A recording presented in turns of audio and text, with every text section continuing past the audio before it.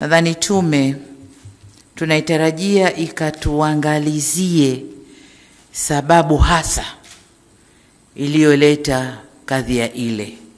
Sababu hasa ni nini? Kiini cha tatizo ni nini?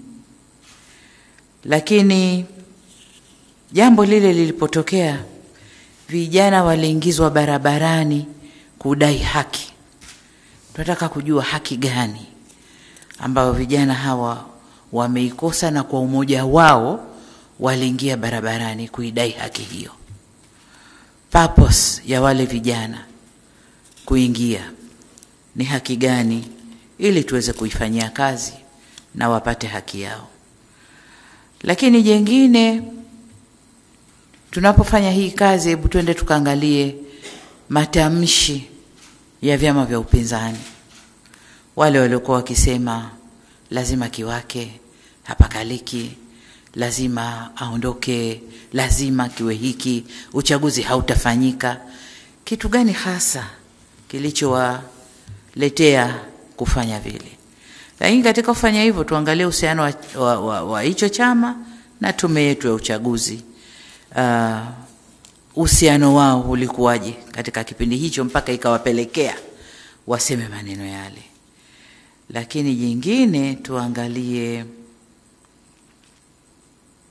role bali ya vyama vya siasa vilivyoingia kwenye huo mgogoro, NGO zetu za ndani na za nje.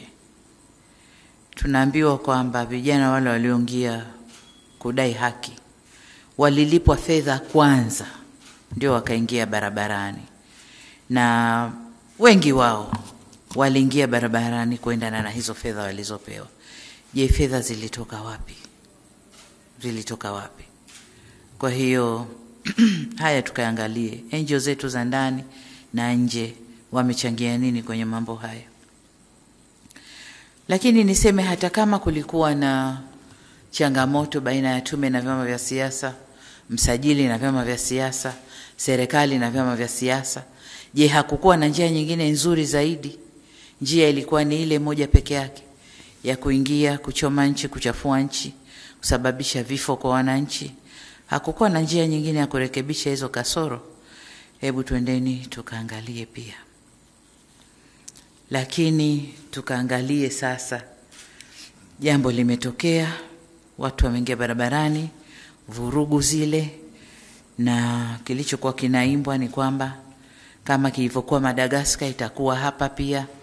Sasa tukaangalie njia zilizochukuliwa kukabiliana na lile vurugu. FM.